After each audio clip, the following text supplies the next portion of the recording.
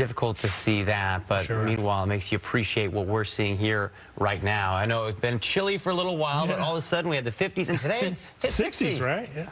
I love it. And we had lots of sunshine, so it finally feels a little more like spring out there as we inch closer to that, which happens officially on Monday. And it is very bright out there.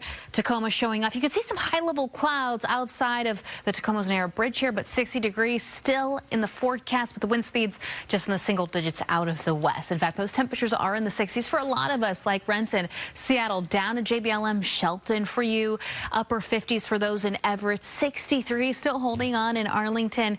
It was beautiful out there, and it will continue to be very comfortable this evening if you're making any plans tonight, of course. Now, we are watching that cloud cover slowly starting to roll in, high-level clouds, but that's about it with what we can expect tonight. And on top of that, we are going to remain dry, so you don't have to worry about any rain to impact your maybe holiday plans or even as we head into the beginning of the weekend at least. Now, for tonight, temperatures eventually falling into the 40s. In fact, we start to hit those 40s right around 10 o'clock this evening. We're going to remain in the 50s at least through around 9 o'clock. So again, very mild throughout this evening. Tomorrow morning hitting that overnight low around 40 degrees. That's where we should be this time of year.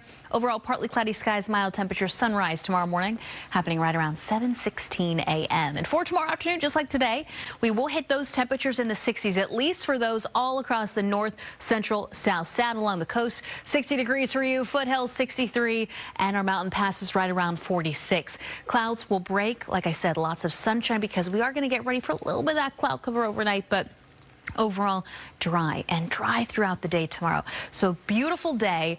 By Sunday, we do get ready for some changes. One, we're going to remain dry through the majority of the morning. Cloud cover, however, will be very thick. Temperatures a little cooler that day, and this is all associated with the frontal system that's inching closer to us. But before that arrives, we will start to see those showers increasing. So for tomorrow, like I said, dry, beautiful. Now watch the cloud cover build and notice the timestamp here. Early tomorrow, cloudy throughout the majority of the day, not ruling out a little sun break here and there, but overall, it's going to be cloudy. And then later on in the afternoon, that's when those showers start to increase, all working their way up towards the north. A lot of this activity will be light. Higher elevations will see more of that snow, but again, nothing but rain.